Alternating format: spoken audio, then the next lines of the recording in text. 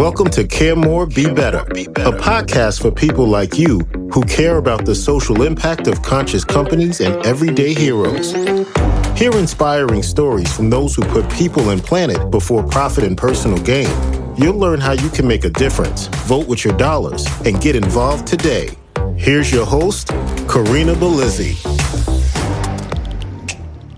Hello, fellow do-gooders and friends. I'm your host, Corinna Bellizzi, an activist and cause marketer who's passionate about social impact and sustainability. Today, we're going to talk about how you can make a difference each and every month through subscription donations and creative partnerships. But before we get there, I'd like to invite you to visit our website, caremorebebetter.com. You can sign up for our newsletter to be the first to gain access to new episodes and easily browse past shows on topics that matter most to you. You'll find full transcripts, suggestions for actions you can take to make a difference, and if you're so inclined, you could even make a donation to support the show. You can even join us each week on Clubhouse for live connections. It's Wednesday at 2 p.m. Pacific each week. Just follow me on Clubhouse at Care More Be Better. Have you made giving a habit? Have you built a pay-it-forward perspective into your day-to-day? To talk about the perspective of giving, I'm joined by Joel Pollick, founder and CEO of Percent Pledge. Joel grew up in the world of philanthropy as his father, Marc Pollick, built the Giving Back Fund back in 1997. In a way, as an homage to his childhood experience, Joel Pennick founded Percent Pledge to provide a better and easier way for people to give back through the power of subscription giving. Percent Pledge creates social impact programs that are customizable and affordable for businesses of any size. Joel, welcome to the show. Thank you. Thank you for having me. I'm excited to be here and nerd out with you on this topic of social impact that I think we're both quite interested in. Yeah. Now, I'd love for you to share a bit about your personal story. What motivated you to start Percent Pledge?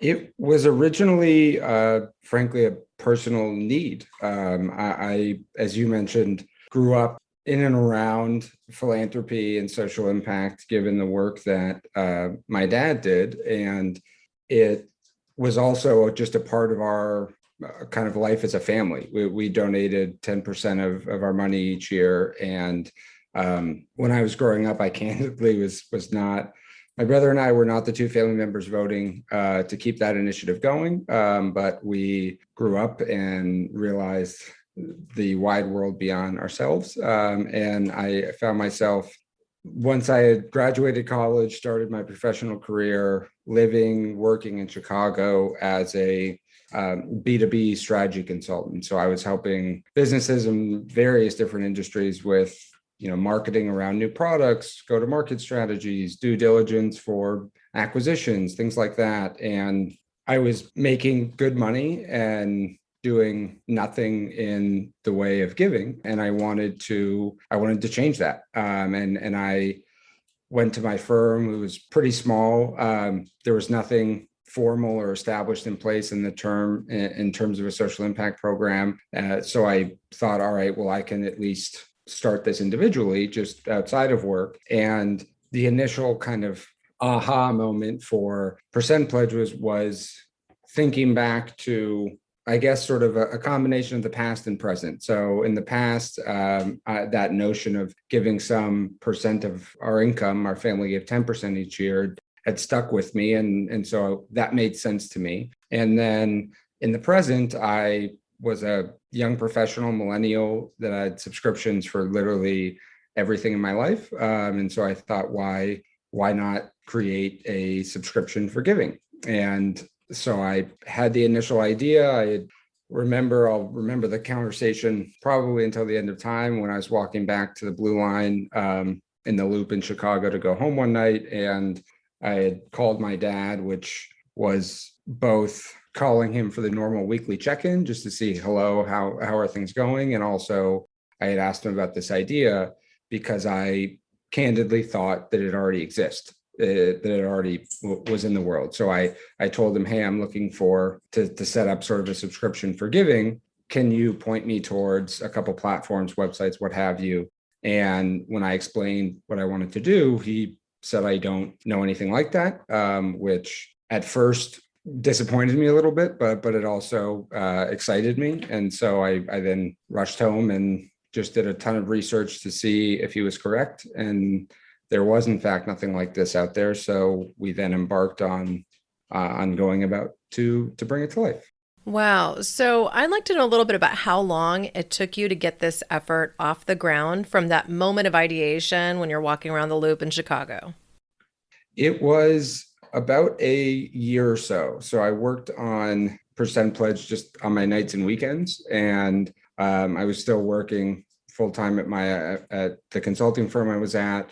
And I had, as I mentioned, you explained the idea to my dad. I had shared it with a few other people and two mentors in Chicago that were quite important throughout this process. The first of which was an individual named Marc Pollick. He runs he's a professor at Northwestern, also runs a venture capital firm in Chicago. And the second was an individual named Neil Sales Griffin, who just actually had a mayoral run in Chicago a year or two ago. And now he's been a serial entrepreneur, coincidentally, also a professor at Northwestern. And I met them both through 1871. And those were the two other individuals beyond my family and like maybe close friends or my girlfriend, Emily, that I'd shared this idea with. Marc was incredibly valuable in essentially making me infinitely smarter about how to figure out if there was a there of kind of validating whether this idea had legs, what it would turn into.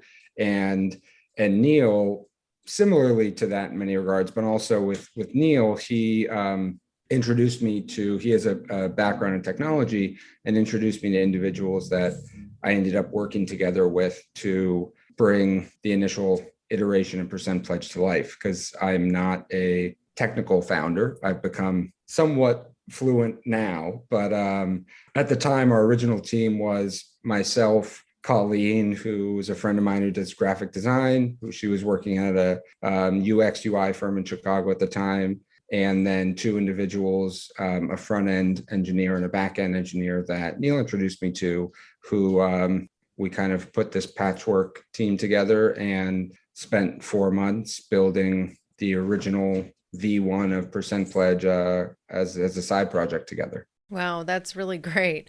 So if you were to go ahead and share a little bit about your first client and who that was, perhaps if you're even able to do so.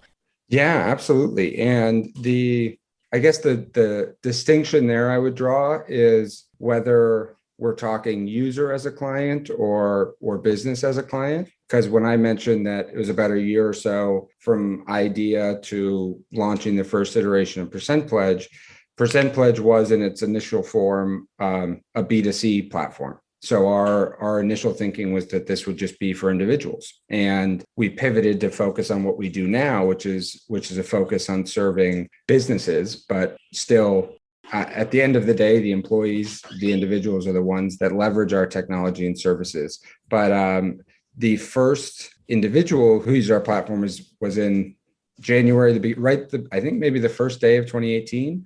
And then it was Q3 of 2018 when we had kind of pivoted things. And our first business customer was, I believe, Yellow in Chicago. They're an HR tech company. They have about 300 or so employees. And I can't remember how I was connected in there. It was not a cold call situation. I think I had done a lot of LinkedIn stalking and found someone that was connected to me that had a connection to Yellow. And I got a meeting with their team and spoke with the two members of their people team on what we were doing and explaining, hey, how we had built out this solution to make it possible for businesses of any size to power social impact programs. And would they want to, for free, be sort of one of our first beta customers and introduce this technology to their employees and help make giving a habit, as a company. Yeah, this is something you speak to on your website as well as in our earlier conversations, making giving a habit. I think you mentioned that also as we were getting started with the whole perspective of giving 10% of every paycheck to a not-for-profit or charity that mattered to you and your family. So let's talk a little bit about instilling this habit. And I would also like to understand a little bit more about what changed when you went from being a consumer-facing B2C type of effort to now one that is more connected with businesses to help them build these corporate social responsibility programs that can really engage their employees. So let's learn a little bit more.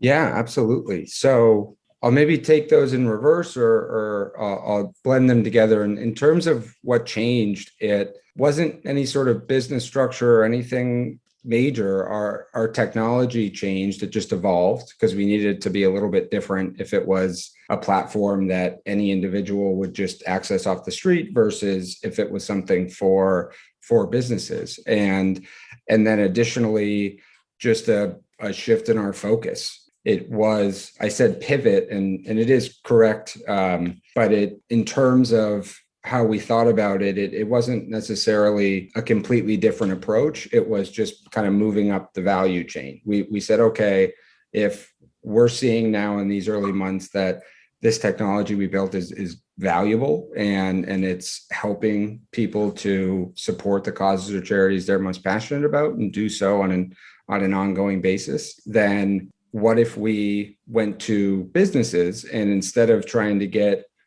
individuals off the street one by one, because our initial thinking was, okay, we can go viral, which is a prayer and not a plan. Or if it'd be great if I had $1 million and I could have done just tons of Facebook ads, but it was me funding everything from my consulting bonuses at the time. And so we said, all right, well, how are we going to monetize this to make money off it, to make it sustainable? And so we said, all right, let's move up the value chain. Instead of trying to get individuals one by one off the street, let's try and work with businesses and see if there's a value add we can provide to them. And then if we get a business, we can introduce this technology and service to hundreds, thousands of employees at once. And that was the initial hypothesis and thinking that, we've confirmed over time and expanded upon. So that was the shift in, I guess it would just be a shift in focus and kind of moving up the value chain, because I guess are in a sense a B to C company now. We're ultimately still helping that end user, that donor, but the way that percent pledge is delivered to them is now mainly through their employer, as opposed to if they would have seen a Facebook ad, had those existed ever. And then the other piece to your question around kind of that notion of making giving a habit, and I suppose how that focus had evolved, it was really for me a practice of common sense more than anything. When we were getting going, given what I had known growing up in the space, as well as far too much additional research that I had just done on my own to educate myself about this space, about what philanthropy looked like, what corporate social responsibility looked like, what giving back and donating looked like in today's world, and especially with different types of donors, whether it was breaking down by age, by geography, by generation. And there was also some research at the time that some scientists had done a study and essentially proved a neural link between giving and happiness. And so the thinking in our mind was, all right, well, if we can get people to make it easy for them to donate on an ongoing basis, as opposed to one time, and we had done some early research and asking folks, we kept hearing, oh, I give back when my buddy's running a marathon, or God forbid, I have a family member that, that falls ill, or these sort of situational, conditional, one-off kind of ad hoc moments. What if we could inspire people to, in essence, change their behavior and make giving a part of their everyday, a habit, as opposed to something that is more reactive?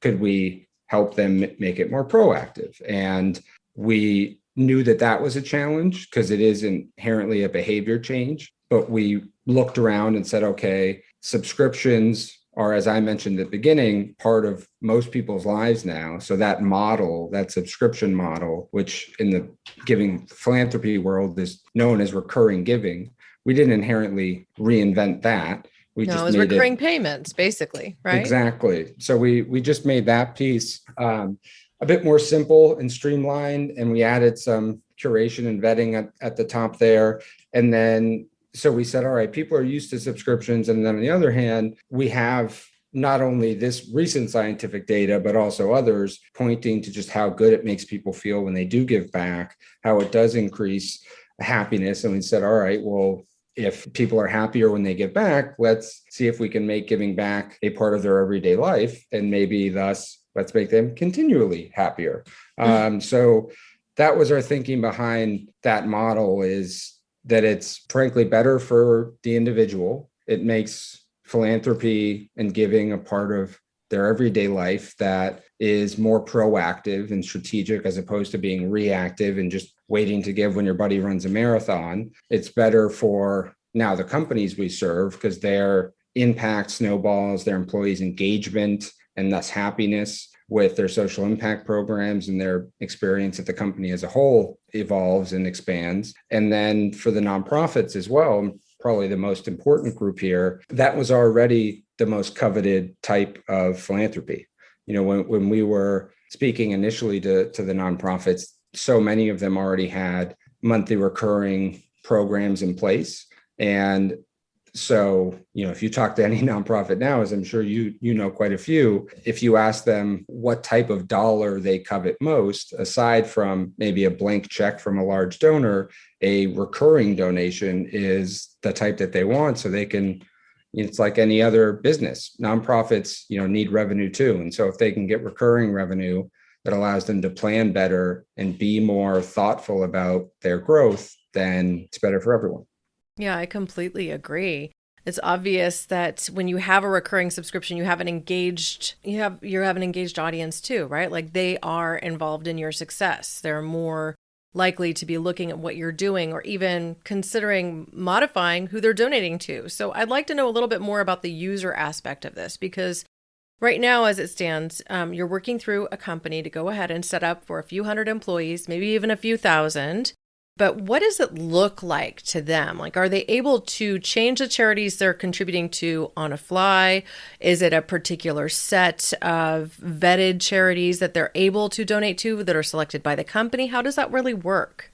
Yeah, so I think the important piece as a baseline is the initial technology made it easy for someone to customize a subscription for giving and donate some X percent that they inputted of their monthly take home, a percent pledge, to causes or charities they were passionate about. We would then took someone 3 minutes to make the pledge. We then automate their monthly donations, archive their tax receipts, and send them ongoing impact reports each month, so that they have their giving stats as well as stories on, okay, where's this money going? How is it being put to work? How is it creating an impact? And the user experience today is largely similar, but it's evolved, as you can imagine. So we now have one-time donations as well as matching donations on the platform. So it isn't, even though the subscription for giving idea is still the majority of what our community does, there is other customization so that people can truly make their giving whatever they want it. And additionally, you asked about, which is useful to this answer, and what you mentioned as well about kind of how things have changed or evolved over time, is initially we had our cause portfolios, which are essentially mutual funds for charitable giving. So the initial concept behind those was some research that we had done, as well as seeing our focus, and even remains there, was largely on millennial donors, millennial employees. They're now the majority generation in the workforce. They tend to view philanthropy through the cause lens as opposed to specific organizations. And so what that means in plain English is, if you ask a millennial, hey, what do you care about? What do you support? What do you donate to? They'll are more likely to tell you the environment or veterans or healthcare, as opposed to the World Wildlife Fund or Team Rubicon or a specific nonprofit. And a lot of that is just because they haven't really developed, their philanthropic identity and kind of become a philanthropist yet, because they're getting going with their career. But a lot of it is just how they think about giving. And so we said, all right, let's build this technology in a way that aligns to how our user is thinking about this thing that they would be using our technology to do. And we built out these cause portfolios. So initially, it was just us going out and doing a ton of research and vetting of there's a list of about 300 or so nonprofits we put together based on the 6 top cause areas that, from a bunch of research that we had got back, that were the most popular.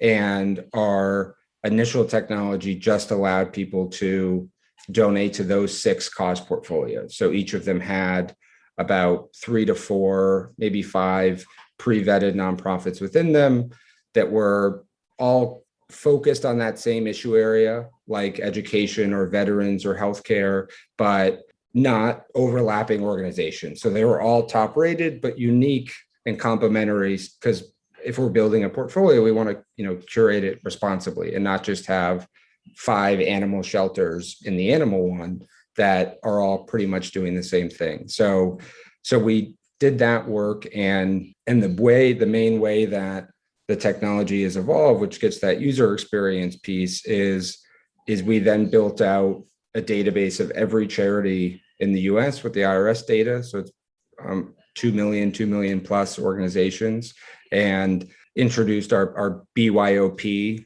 version, our build your own portfolio option, as well as then introduced custom company portfolios. And so now an employee who goes on, or actually, frankly, even we still allow individuals to sign up. So now, whether you're an individual or employee, when you're going on, that user experience is selecting your causes initially.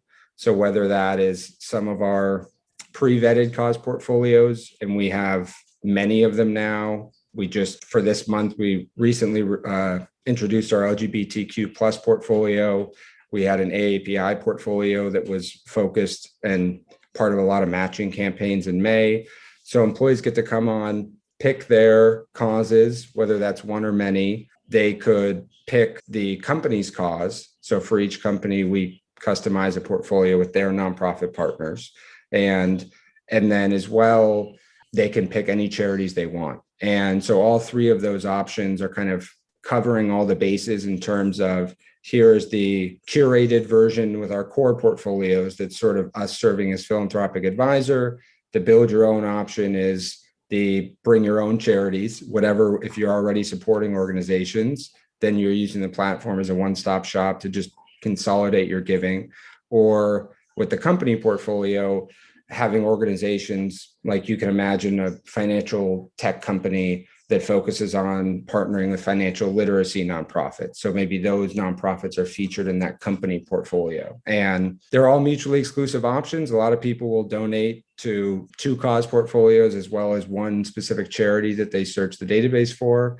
Then they get to pick whether they want to make it a monthly ongoing subscription for giving, or they just want to do a one-time gift, and then select their amounts. So how much they want to donate to each of these portfolios, and just truly customize their philanthropy, their giving. And it took them before about 3 minutes to sign up in the whole process. Now, if people are giving one time, it takes employees about a minute or so. And if they want to customize a monthly subscription for giving, still takes them about 3 minutes or so.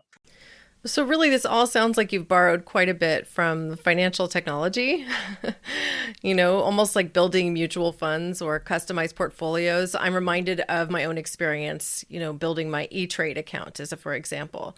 So I'm curious to know how, or if you've been able to identify how much incremental giving your company has been responsible for enabling, like perhaps by looking at what a user's prior typical donations were over the course of the year versus what they were after, so that we could really connect with the impact that your organization is already having.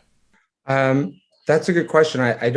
Would you be able to explain? I don't know if I understand fully in terms of the incremental impact, or maybe I guess to help explain, we don't necessarily have data on people's giving before they started using our system. Okay. But I was thinking more from like that perspective where you mentioned that marathon, runner like was raising funds, and so their friends might donate $50 or $100 as an ad hoc donation. So if you had any sort of data about the ad hoc donation versus the programmatic donation perspective and how much more people were ultimately giving as a result of being a part of your program.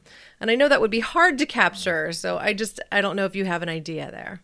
yeah, we don't have specifics there because the research we did early on was not obviously, but it was at the general level. So it was asking about 500 or so individuals to explain their current giving habits. So we were able to see across that, okay, there were these trends that when asked, how do you give back? Everyone said situationally, ad hoc. How many individual donations did you make throughout the year? Typically 1 to 4 to 6.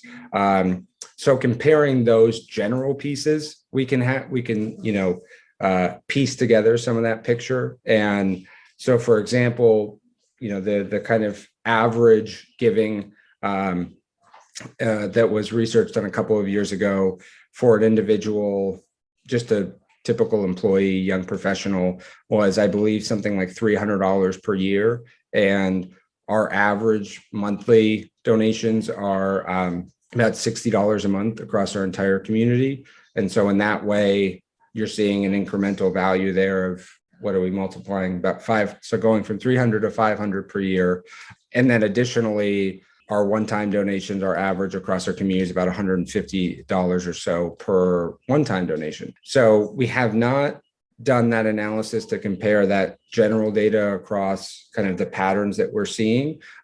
For us, it's about, are we seeing folks continue to engage with our technology and use our service on an ongoing basis? And that piece has been the one that we've just been incredibly grateful for and has been awesome over time is for our recurring donors, our subscription givers or pledgers, which is the majority still of our community. We have a 95% ongoing monthly retention. And that's the piece that, again, to our conversation earlier, we didn't invent recurring giving. We just made it a little bit simpler, easier, more curated. And then the piece that we did invent and kind of the innovation related there is our pledge reports, our impact reports that each individual donor gets each month, which has been the driving force behind that incredible retention. And why people just keep giving is transparency is king. Like, folks want to see, hey, if I'm making a donation, if I'm helping an organization or multiple organizations further their mission, I want to have an idea of, I'm now inherently a part of that. And I want to know how they are furthering their mission. And so being able to provide that transparency back to our donors, our users on an ongoing basis was one of the kind of initial hypotheses that we lucked out on that was really correct. Was, let's put a real big focus on transparency here and kind of try and create this impact feedback loop, and that have it be like any other subscription, where in the past recurring giving wasn't really like other subscriptions because nonprofits were asking folks to donate on an ongoing basis, but they either wouldn't talk to them at all. We kept running into this and trying to get zombie donations. So it's nonprofits saying, hey, let's not remind those folks that they're giving each month, because if we remind them, they might stop doing it. Or on the flip side, it was organizations that would over communicate with their recurring donors, but over communicate with them in a not very thoughtful way of just sending them more calls to action to donate, which doesn't make sense, because if you have a recurring donor, you've won the battle. A subscription customer is what you're going for. And so with our pledge reports, really wanted those to be a practice of gratitude more than anything. It's not us sending them more calls to action. It's us providing them transparency into this giving habit that they've created, and trying to be really thoughtful about let's make this like any other subscription where if you're donating, you get something for you in return on an ongoing basis, and that would make people want to keep doing it. Yeah, I think you've brought up a couple of things that I really resonate with so far. And so one thing is that you are essentially operating as a gateway as well. You're helping people to connect with the charities they might want to. But I imagine they're also not then receiving the buckets of junk mail that they might receive if they were developing a direct relationship with some of those companies, because it's kind of buried in or hedged into another company's support. Would that be correct? On the user side or the nonprofit side? On the user side, yes. Yeah. So the same way that we're doing some of that curation on the front end with those cons portfolios, it does trickle over, or I guess maybe kind of copy itself over into the back end, in that our donors are not receiving 5, 6, 7 communications from the 3, 4, 5 different organizations that they're supporting each month. They're receiving one pledge report from us that has impact stories from all of those organizations. And that's one of the main ways that we partner with the nonprofits. Is you asked about kind of how our structure had evolved over time. When we were thinking about how to monetize things, we went the business route because we didn't want to charge nonprofits like some other giving platforms do. It seemed silly to charge the nonprofits to then be driving donations right back towards them. So the partnership that we have in place with them is, hey, we're going to drive more awareness and recurring dollars towards you and your mission. And in return, you provide us transparency and updates, the same that you would normally provide, so that we can bring that curated experience and kind of situation report each month back to our donors, so they can have a short, succinct idea of how their giving habit is making a positive impact. Yeah. And I think from the user perspective, not being annoyed by a bunch of paper junk mail or a slew of emails, many of which may not actually be relevant to what they're concerned about, I think is actually an added bonus and feature. I am thinking of my one-time donation to the Nature Conservancy. I very much resonate with their mission. I did not resonate with the fact that I received probably 15 pieces of them over the course of 6 months as a result. So I think that there are some things that these not-for-profits can learn from the success of your platform as well. One of the questions I have, it actually comes back to how you vet them and the cross-communication. Because obviously you need to be absorbing information from them about the impact of the dollars that you're raising on behalf of these users and the companies that may be funding or matching the contributions of their employees. So can we learn a little bit more about that? Yeah, absolutely. So from a vetting perspective, I think the other important piece to consider here is for the organizations, when I explain our vetting criteria, this is for the organizations in our cause portfolios or in the company portfolios. With that database that we had built out, we have not taken 2 million organizations, every nonprofit in the US, through this extensive vetting process. But obviously we want to provide ultimate choice back to donors and which organizations they support. And so we typically will start with, frankly, a lot of desk research. It's looking at existing evidence-based charity evaluators, whether that's GiveWell, GuideStar, Charity Navigator, Great Nonprofits, Give Directly. There's many more that we figure, let's not reinvent the wheel. If there's already been really thoughtful work done by others, then let's leverage that to get a good kind of baseline understanding about the organization. And then we look at their board and staff. Is it diverse and representative of the cause, the community that they're serving, as well as how transparent they are with the work that they're doing? So part of that is looking at their financials, 990s, to say, okay, if they say this many dollars is going towards programs, and these are the programs that's going to, their financial form should reflect that as well, should tell that same story. And then as well, to the average donor, to the public, what is the sort of transparency that they're providing back? So in some cases, like One Tree Planted, who's a partner of ours in our environmental portfolio, for them, they do a quite good job at this, and it's quite literal. They can show for every dollar how many trees are planted. And for other organizations, it's not a direct one-to-one because their work or programs could just be inherently different than that, than planting trees. So for that, we say, okay, what are you showing in terms of evidence back to the public in a way that's appropriate for you? So given your programs and your mission and the outcomes that you're trying to drive, are you accurately and consistently showing those outcomes and doing so in a way that's commensurate with 2021? And so that's how are they leveraging digital media, whether it's social media, tracking tools, technology? Is this organization living in this realm and using what's available to them to keep improving there? And then additionally, which is a bit more of a subjective one, is we look a lot at how is this organization unique, or think about it, how are they a one of one? Whether that is, in some cases, that's through technology, and others that's through model or partnership. What makes this organization stand out in the field, the cause area, whether that's, maybe, again, veterans or the environment or healthcare? What makes them unique and stand out that would be something that we want to highlight to our donors, to show them, hey, this organization is transparent about what they're doing. They have top marks from all of the evidence-based charity evaluators, and the work that they're doing in their mission is truly unique and innovative in these ways. That's really great. One of the things you mentioned in that last set is really leveraging technology.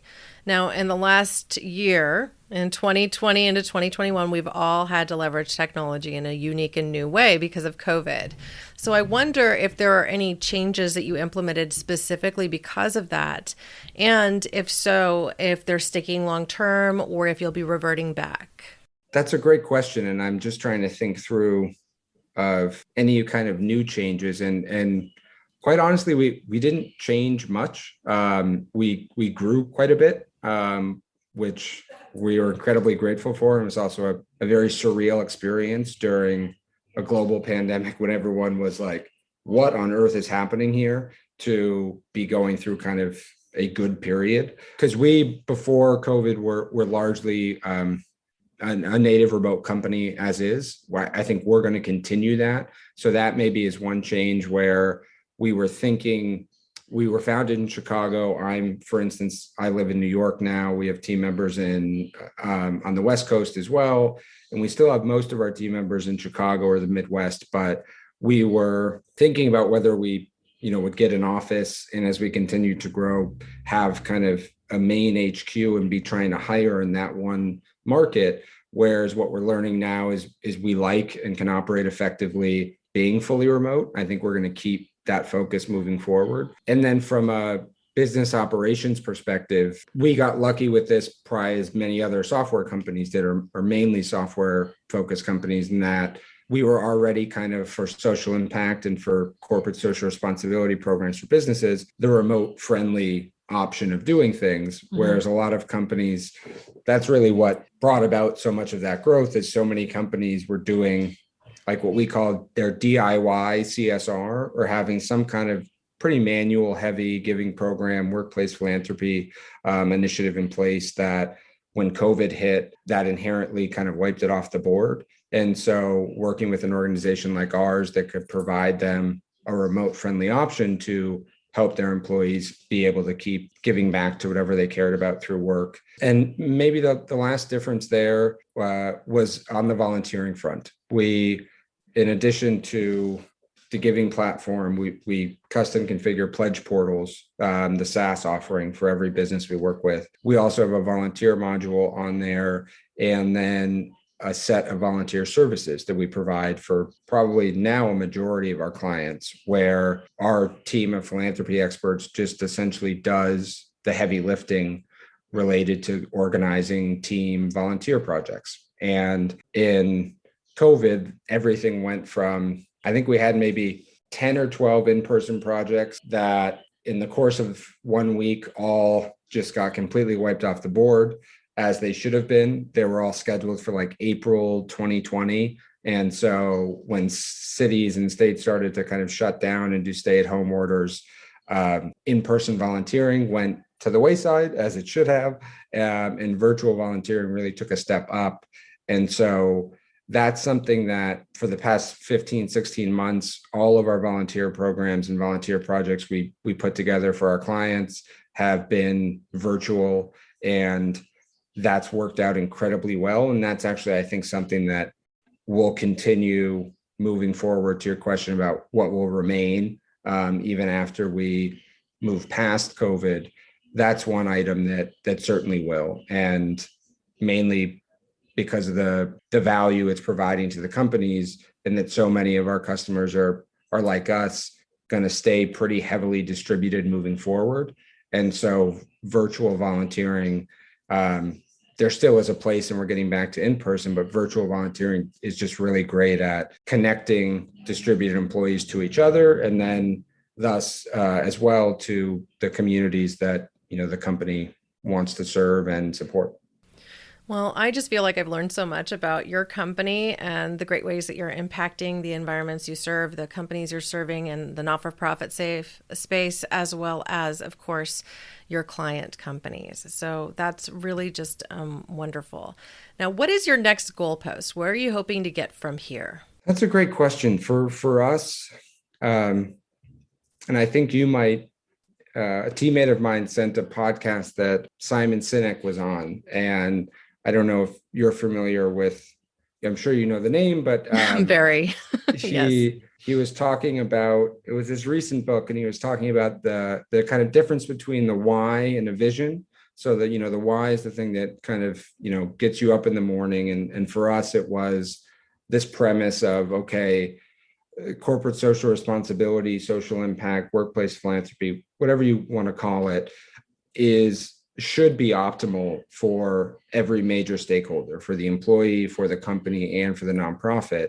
In that, when we walked into this market, that wasn't the way that it worked. And so our why is how can we continually make that optimal for every one of these major stakeholder groups. And our vision is that every business in America has a social impact program. And as he was describing it, it's inherently somewhat unattainable. I don't think we're going to be powering a social impact program for every single business in the country. That would be terrific if we did. So hopefully we have a second. Well, it's a good goal to episode.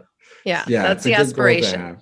And in the interim, though, for us, it's just continuing to kind of expand the size of organization we work with. Initially it was more so startup focused, and then we realized that we need to go a little bit larger. And so like 100 to 1,000 person companies where we've been focused for the past year or so. And then what we realized into this year is that it's even companies larger than that even so many of the smaller companies have like a cares team or a culture committee, some of that like DIY, CSR, kind of more ad hoc. So let's help them, provide them the team and tools they need to make these programs measurable, marketable, more engaging.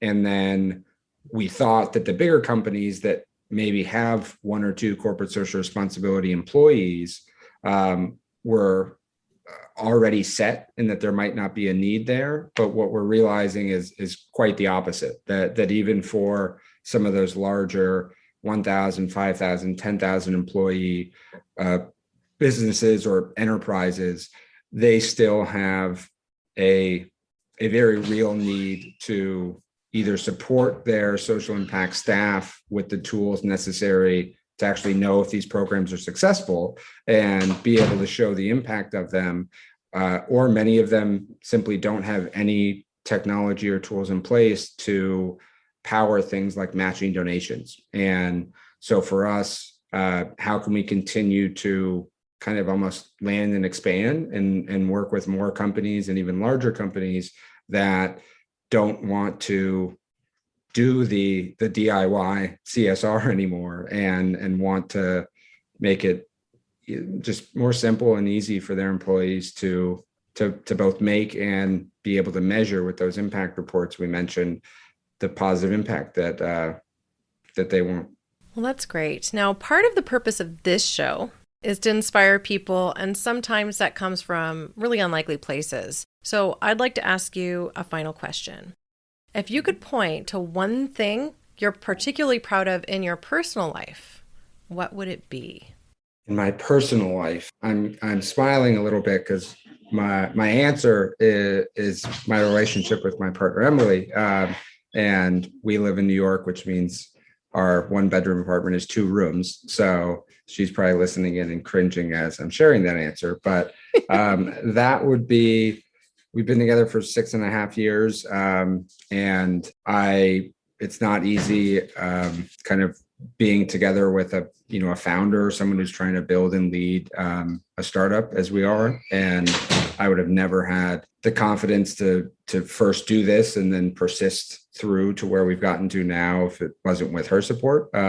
So that's probably the one thing I'm most proud of, that we're still together and building a life together. And in addition to that, an offshoot is the other team member we've got here, our 1-year-old puppy, Penny, who is a pandemic dog like everyone else got. Yeah, I already had one. So we got a pandemic lizard. So oh, there you go. So that's, everyone has their pandemic animal maybe that they added, but we both grew up with dogs and I wanted to get one for years. We thought we would not get one until way later. And then we sort of serendipitously came across Penny in New Mexico when we were there during the pandemic, because Emily's family lives there, and it reversed. Emily was now the one who said, we have to go get this dog.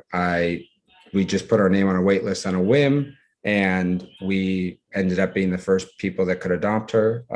So we've added Penny to the clan, and even started to use that in some of the work stuff. Now, for any error pages or things like that, or even some of our communications to users, they are communicating with Penny, the pledge bot that we built out. So she's making her imprint on Percent Pledge as well.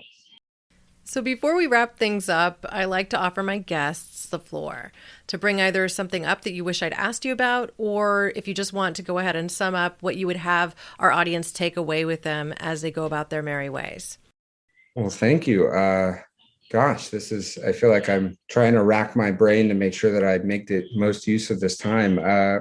Really, I don't think be anything surprising or new if you, listener, have gotten to this point in the conversation and have been tuned in throughout the rest. I think I would just want them to know that there is options out there for companies that want to do good, and also that are hearing from employees, hey, it would be great if we could connect with each other through volunteering, or it would be great if I could bring my favorite cause with me to the office. Employees spend most of their time working or in their job, and what a lot of companies don't realize is a majority of people are philanthropically active in some way now.